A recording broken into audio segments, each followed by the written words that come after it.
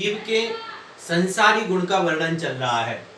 उसी गुण को बताते हुए पहले जीव को त्रस और स्थावर के भेद के रूप में बताया गया। उसके बाद उसी संसारी गुण को दिखाते हुए पिछली गाथा में अपन ने 14 जीव समासों में पर्याप्तक अपर्याप्तक आदि रूपों में देखा। अब इस 13वीं गाथा में यहाँ पर यह संसारी जीव 14 गुणस्थान और 14 मार्गणाओं के माध्यम से भी पहचाना जाता है। ये गुणस्थान और मार्गणा क्या है? ये संसारी जीव को एक पहचान करने के तरीके हैं कि कौन सा जीव किस गुण के साथ है, कौन सा जीव किस दशा में है, इसको जानने के उपाय ये मार्गणा और गुणस्थान है। आइए अब हम 13वीं जो गाथा है इसको देखते हैं। मग्गण गुण ठाणेय चौदसहि हवन्ति तह असुद्धनया विण्णेया संसारी सव्वे शुद्धाहु शुद्धनया।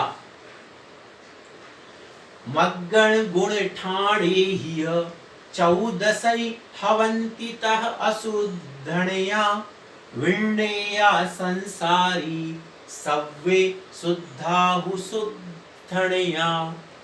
अब देखें यहाँ पर मग्गण यानी मार्गणा, मग्गण यानी मार्गणा। फिर गुणठाण, गुणठाण शब्द से ही आप समझ सकते हैं गुणस्थान।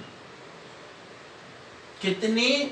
14 यानी 14 तो 14 मार्गणा और 14 गुणस्थान हवंती होते हैं। कैसे? वे तह अशुद्धनया यानी अशुद्ध नय से, अशुद्ध नय से। विण्णेया संसारी, विण्णेया यानी जानना चाहिए। क्या जानना चाहिए? संसारी। क्या मतलब हुआ कि जो जीव मार्गणा 14 मार्गणा और 14 गुणस्थानों में होते हैं उन्हें अशुद्ध नय से संसारी जानना चाहिए। जो जीव कैसे हैं? 14 मार्गणाओं में देखो, मग्गण 14 गुणठाण 14, तो 14 मार्गणा 14 गुणस्थान, ठीक है ना, में जो जीव हैं वे क्या हैं? हवंती होते हैं तय अशुद्धनया, अशुद्ध नय से विण्णेया संसारी जानना चाहिए। दूसरे प्रकार से भी अपन इसको देखते हैं, अशुद्ध नय से, अशुद्ध नय से संसारी जीवों को 14 मार्गणाओं और 14 गुणस्थानों में जानना चाहिए। क्या मतलब? अशुद्धनया, अशुद्ध नय से संसारी जीवों को मग्गण गुण ठाणे ये 14 गुणस्थानों में जानना चाहिए या 14 गुणस्थान वाले होते हैं। 14 गुणस्थान और 14 मार्गणाओं में पाए जाते हैं। बाकी सव्वे शुद्धाहु शुद्धनया, सभी शुद्धा यानी शुद्ध हैं। कैसे? शुद्धनया यानी शुद्ध नय से। क्या मतलब हुआ? शुद्ध नय से सभी जीव क्या हैं? शुद्ध हैं। अशुद्ध नय से जीव कैसे हैं? 14 मार्गणा और 14 गुणस्थानों में पाए जाते हैं, लेकिन शुद्ध नय से सभी जीव शुद्ध होते हैं। सभी जीव क्या हैं? शुद्ध हैं। इस प्रकार से इस गाथा का अर्थ हुआ। अब इसमें देखते हैं अपन कि ये 14 मार्गणाएं हैं, 14 गुणस्थान हैं, बाकी की सारी बातें सरल हैं। ये अपन पहले ही देख चुके हैं कि ये नय जो है, जैसा नय है वह उसी को देखता है, अपने जो उसकी पद्धति है या उसको देखने की जो उसकी विशेषता है या विशेष गुण है उसी के अनुसार देखता है। जैसे शुद्ध नय है तो वह शुद्ध दशा को ही देखता है। तो जब शुद्ध नय से देखा जाता है जीव को, पहले इसी को समझ लेते हैं। तो शुद्ध नय से देखा जा रहा, तो एक सामने व्यक्ति खड़ा हुआ है, वह व्यक्ति चूंकि मनुष्य है, लेकिन वह शुद्ध नय कहता है मुझे मनुष्य से मतलब नहीं, 5 फीट का है उससे मतलब नहीं, कुछ नहीं, मैं सिर्फ उसका क्या देखता हूँ, शुद्ध, कि यह शुद्ध आत्मा है, सभी शुद्ध हैं। अब उसमें चाहे एक इंद्रिय हो, निगोदिया हो, चाहे सिद्ध हो, सब क्या है, सब शुद्ध है।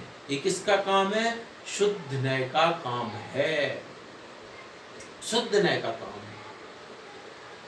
अब ये आपको कि कैसे होता है, बहुत सरल है।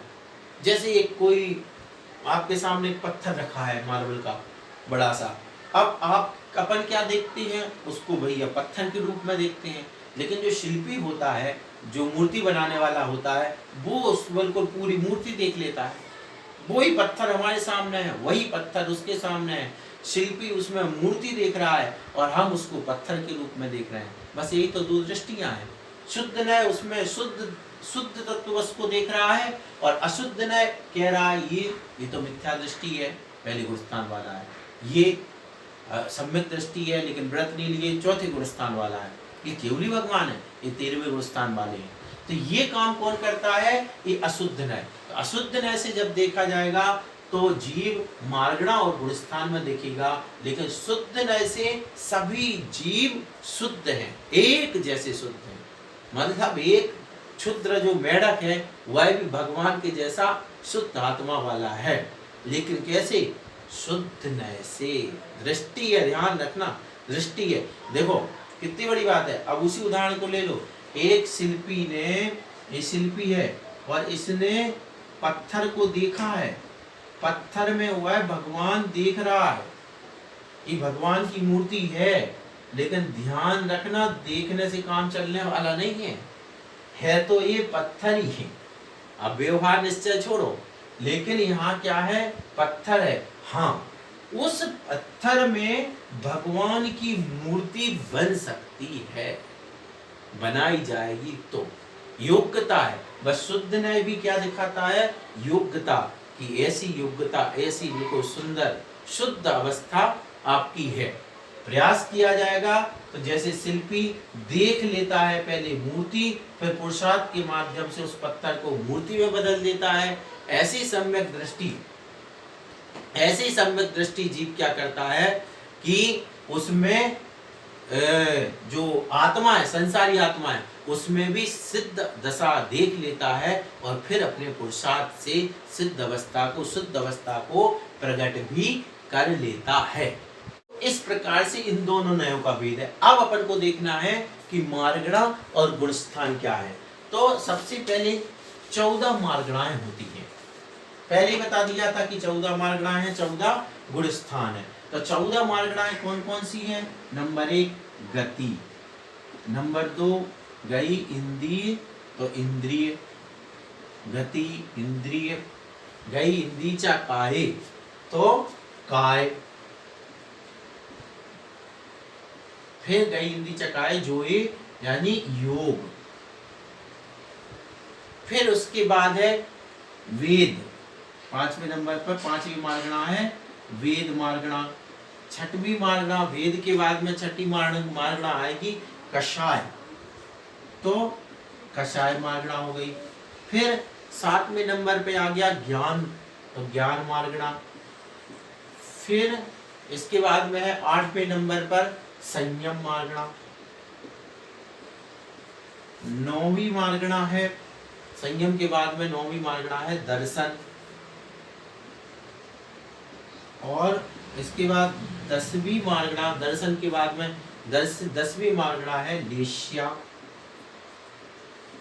फिर 11वीं मार्गणा है भव्यत्व, और 12वीं मार्गणा है भव्यत्व के बाद सम्यक्त्व। फिर इसके बाद 13वीं मार्गणा है, 13वीं मार्गणा संगित्व, मतलब संगीपना, संगित्व। और 14वीं मार्गणा है आहार, संडी आहारे, तो आहार माना। इस प्रकार से ये मार्गणाएं होती है, 14 मार्गणाएं। अब इन 14 जब हम कहेंगे कि ये मनुष्य गति का जीव है, तो ये मार्गणा की अपेक्षा कह रहा है, इसकी गति कौन सी? भाई ये मनुष्य है, ये त्रियंच है। इसी प्रकार कितने इंद्रिय है? इस प्रकार से ये 14 मार्गणाओं से जब जीव को जाना जाता है तो वह अशुद्ध नय है। अशुद्ध नय की अपेक्षा ये सारी बातें की जाती हैं, ये संगी है कि असंगी है, ये आहारक है कि अनाहारक है, भव्य है कि अभव्य है, कि ज्ञान कौन सा ज्ञान है, इसके पास कौन सा संयम है, कौन से वेद वाला है, ये जितनी बातें की जाती हैं ये 14 मार्गणा की अपेक्षा ये अशुद्ध नय से, यानी अशुद्ध नय से इन 14 मार्गणाओं से जीवों को देखा जाता है। इसी प्रकार से अब इनका वर्णन है, इन मार्गणाओं का भी एक अलग से वीडियो बनाया जाएगा टाइम मिलने पर, उसको फिर हम चैनल पर शेयर कर देंगे जहां से आप लोग देख सकते हैं। बाकी जो आपके पास पुस्तक है उनमें इनका विस्तार है, क्योंकि यदि इनको हम यहाँ लेते हैं तो वीडियो बहुत बड़ा हो जाएगा, इसलिए हम इनको बस इतना ही दिखा करके आगे चलते हैं। 14 गुणस्थान है, तो जैसे जीव को इनके माध्यम से जाना जाता है, इसी प्रकार से संसारी जीव ऐसे भी कह सकते हैं कि संसारी जीव 14 मार्गणाओं में स्थित है, मतलब कोई ना कोई उसकी गति है, काय है, उसका संगी भव, ये सब चीजें हैं, तो 14 मार्गणाओं में है। इसी प्रकार 14 गुणस्थानों की अपेक्षा है। तो 14 गुणस्थान है। सबसे पहला गुणस्थान है मिथ्यात्व, फिर मिथ्यात्व के बाद में सासाधन, सासाधन, फिर तीसरा है मिश्र गुणस्थान, मिश्र के बाद चौथा है अविरत सम्यक्त्व, अविरत सम्यक्त्व, फिर उसके बाद देश विरत, देश विरत, फिर इसके बाद प्रमत्त विरत, छठवां है, सातवां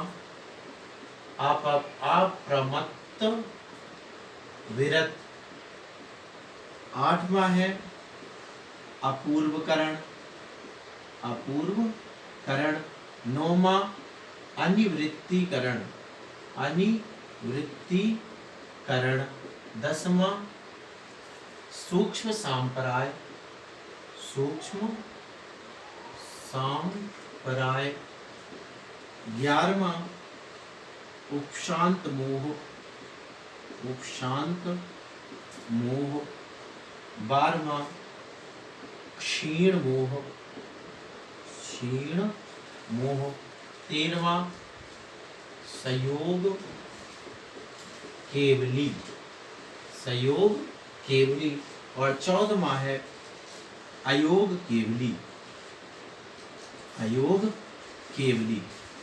इस प्रकार ये 14 गुणस्थान है। इन 14 गुणस्थानों में मतलब संसारी जीव है, ये जीव है, मतलब 14 गुणस्थान तक जीव हैं जो संसार में है। कोई जीव मिथ्यात्व में, जैसे अपन मिथ्या दृष्टि बोलते ही हैं, तो मिथ्यात्व का की परिभाषा है, उसके लक्षण, वो सब यहाँ पर नहीं बताए जा रहे। इसका भी 14 गुणस्थान को लेकर के हम एक अलग, मार्गणाओं को लेकर के पर्याप्ति का एक वीडियो, मार्गणा को लेकर एक वीडियो, और इसी प्रकार 14 गुणस्थानों को लेकर के एक अलग से वीडियो बना दिया जाएगा, जो चैनल पर शेयर हो जाएगा, वहां से आप देख लेंगे। तो ये गुणस्थान है।